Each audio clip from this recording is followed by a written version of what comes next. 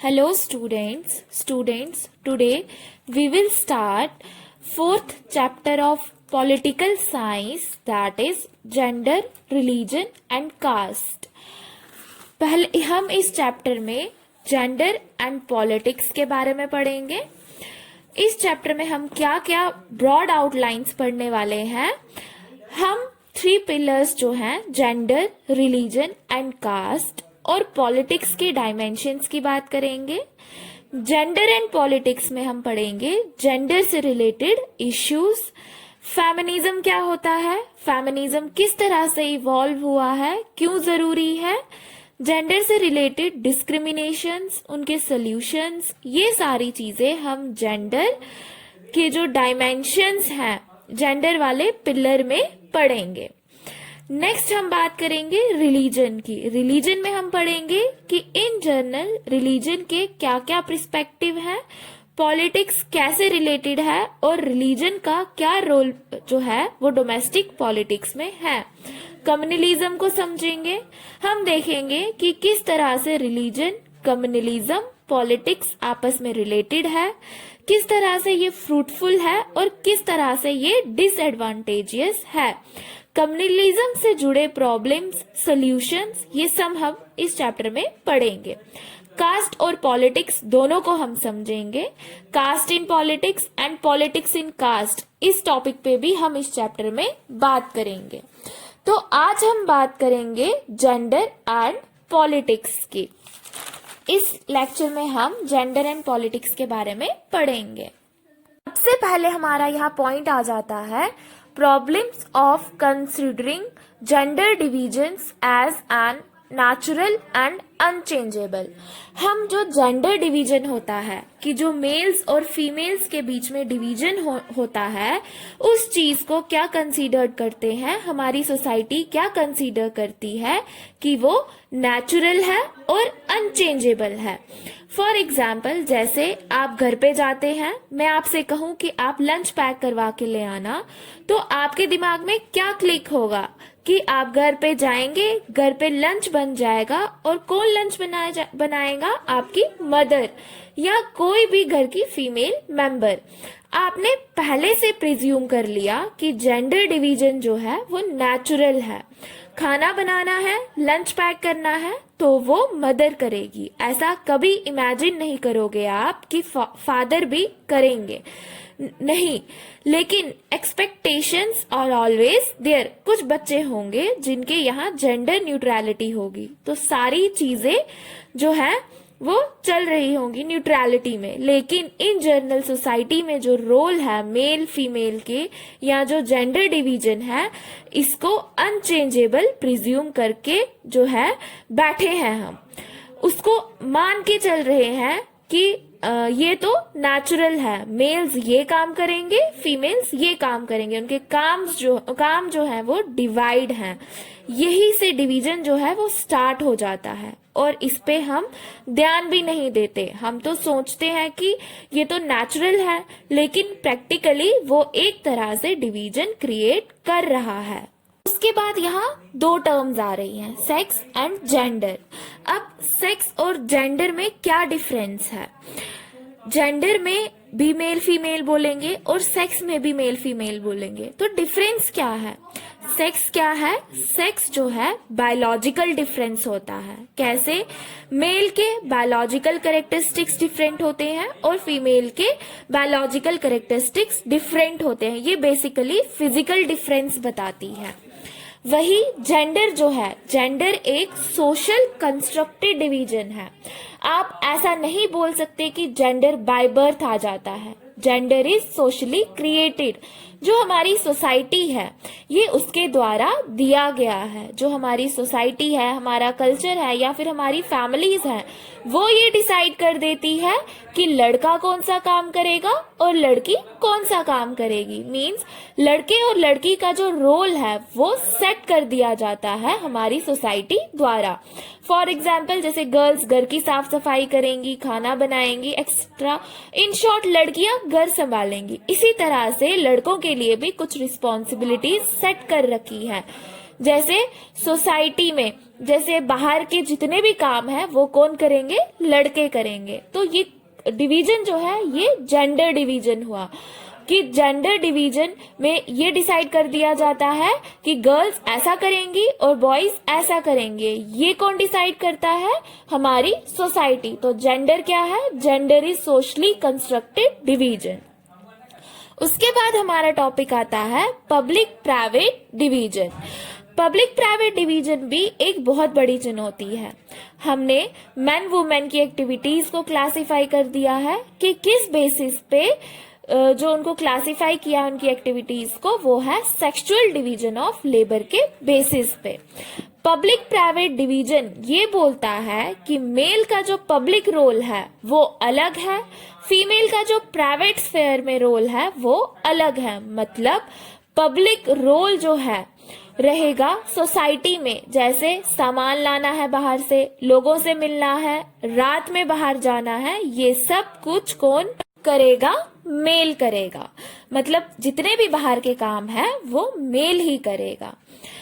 और private sphere जो है मतलब घर के काम, बच्चों को संभालना, साफ सफाई, तो इसके लिए फीमेल को डेजिग्नेट कर दिया। सारे पब्लिक स्फेयर्स मेल संभालेंगे और प्राइवेट स्फेयर्स फीमेल संभालेंगी। अब देखो, क्या मेल घर के काम नहीं संभाल सकते या फीमेल बाहर के काम नहीं कर सकती? कर सकते हैं, लेकिन ये हमने डिवाइड कर दिया तो इसे पब्लिक प्राइवेट डिवीजन कहा गया। अब ये पब्लिक प्राइवेट डिवीजन हमें कहाँ देखने को मिला, सेक्सुअल डिवीजन ऑफ लेबर में। फॉर एग्जाम्पल अगर हम कहेंगे फार्मर, फार्मर सुनते ही क्या इमेज आएगी आपके माइंड में? फार्मर सुनते ही आपके दिमाग में इमेज आ गई एक मेल की। But 80% of the farmer in our country are women. In general अगर देखेंगे तो वुमेन्स फार्मर में, फार्म जो हमारे खेत है, फार्म्स हैं, वहां काम करती हैं। हम ऐसा नहीं कहेंगे कि फार्मर सिर्फ मेल ही होंगे, लेकिन वो क्या है, एक इमेज कंस्ट्रक्ट कर दी है हमने। We have sexually divided the labour. Society ने कुछ बिलीव्स बना लिए हैं कि ये काम जो है मेल ही करेंगे और ये काम फीमेल ही करेंगी, और इसे हमने पब्लिक प्राइवेट डिवीजन से भी जोड़ दिया है। इसके साथ क्या होता है कि महिलाएं जो काम कर रही होती हैं उस काम की वैल्यू जो है वो नहीं की जाती है। जैसे हम लोग घर में रह रहे हैं, सारा काम जो है हमारी मदर करती है, खाना मदर बनाती है, खाना हमें मदर देती है। मतलब एक तरह से आपकी सारी रिस्पॉन्सिबिलिटीज कौन संभाल रहा है, आपकी मदर।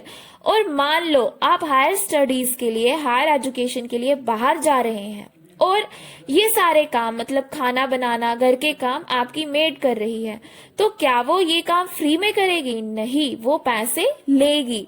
घर में वही काम आपकी मदर कर रही है और फ्री में कर रही है, तो क्या ये देखने को मिल रहा है कि हम कभी उस चीज को उस तरह से वैल्यू जो है कर रहे हैं? हम उससे उस तरह से वैल्यू जो है वो नहीं देते। तो ये सोसाइटी का एक बिलीफ है कि वुमेन्स जो काम कर रही हैं वो उनकी जिम्मेदारी है। इस तरह से हम ये सोच लेते हैं, लेकिन ऐसा नहीं है। कभी कभी मेल भी वो काम करते हैं जो फीमेल्स करती हैं। फॉर एग्जाम्पल अगर हम किसी रेस्टोरेंट में जाएं तो वहां पे आपको क्या देखने को मिलेगा, शेफ। आपके हिसाब से खाना बनाने का काम किसका हुआ? फीमेल का। लेकिन वहां पे आप क्या देख रहे हैं कि वहां पे वो काम मेल कर रहे हैं। एक पुरुष वो काम कर रहा है जो एक फीमेल का है। अगर उसे पैसे दिए जाएं, मींस अगर एक मेल को पैसे दिए जाएं तो वो जो हमारी फीमेल्स वाले काम है वो भी करेंगे। वो फीमेल जो है वो भी कर सकती है, लेकिन हम स्टीरियोटाइप्स बना के बैठ गए हैं कि फीमेल के लिए काम नेचुरल एंड अनचेंजेबल है। तो ये सारी समस्याएं होती हैं कि किस तरह से हमारी सोसाइटी ने स्टीरियोटाइप्स बना दिए हैं कि मेल और फीमेल के वर्क जो है वो वर्क नेचुरल एंड अनचेंजेबल है। लेकिन इसमें भी क्या डायमेंशंस है, आपको ऐसा देखने को मिलेगा कि फीमेल के काम मेल करते हैं अगर उन्हें उस काम का पैसा दिया जाए तो। इसका क्लासिकल एग्जाम्पल है शेफ। आप क्या प्रिज्यूम करते हैं कि खाना बनाने की जिम्मेदारी फीमेल की होगी, लेकिन अगर पैसे दिया जाए उस काम का तो वो काम मेल भी करेंगे। फिर हम जेंडर के बेसिस पे जो डिविजन्स हो रहा है वो नेचुरल एंड अनचेंजेबल कैसे प्रिज्यूम कर सकते हैं। जो हमने पढ़ा कि मेल और फीमेल का हमने क्या करके रखा है, पब्लिक और प्राइवेट स्फेयर्स में डिवाइड करके रखा है कि पब्लिक स्फेयर में जो है वो मेल के लिए होगा और प्राइवेट स्फेयर जो है वो फीमेल के लिए होगा। लेकिन यहाँ पे एक प्रॉब्लम क्या आ जाती है, अब जब आप रिस्ट्रिक्ट कर देते हैं किसी भी चीज को, जब आप रिस्ट्रिक्ट करते हैं तो फीमेल का जो पब्लिक स्फेयर में इंटरेक्शन है वो बहुत कम हो जाएगा, वो अपने आप को डेवलप नहीं कर पाएंगी। ये परेशानी हमें देखने को मिलती है। लंबे समय से ये सारी परेशानियां जो है वो महिलाएं सहती आ रही थी। जब लंबे समय से वो ये परेशानियां सहती आ रही थी तो उसके चलते gender issues were raised in the politics, और इन इश्यूज को पॉलिटिक्स में उठाया गया। जब इन इश्यूज को पॉलिटिक्स में उठाया गया तो उसके चलते क्या हुआ, वुमेन डिमांडेड इक्वालिटी, वुमेन्स ने इक्वालिटी की डिमांड करी। जब उन्होंने इक्वालिटी की डिमांड की तो उस इक्वालिटी की डिमांड के चलते बहुत सारे फेमिनिस्ट मूवमेंट स्टार्ट हुए। फेमिनिस्ट मूवमेंट क्या है? फेमिनिस्ट मूवमेंट फीमेल के पास में पावर की डिमांड नहीं करता। फेमिनिस्ट मूवमेंट ये नहीं कहता कि आप सारी पावर्स जो है फीमेल्स को दे दो। फेमिनिस्ट मूवमेंट ये डिमांड करता है इक्वालिटी की, वो इक्वालिटी की बात करता है। फेमिनिस्ट मूवमेंट ये नहीं कहता कि जैसे पहले मेल्स को सारी पावर्स दे दी गई थी वैसे आप फीमेल्स को सारी पावर्स दे दो। मतलब फीमेल भी ये बोलने लगे कि जैसे मेल्स के पास पावर थी वैसे अभी हमें फीमेल्स को ज्यादा पावर्स दे दो। तो उसके चलते क्या होगा, जो फीमेल की डोमिनेंस तो होगी लेकिन ये मूवमेंट चलाने का कोई मकसद नहीं रहेगा। डोमिनेशन जो पहले मेल डोमिनेशन था अब फीमेल डोमिनेशन हो जाएगा।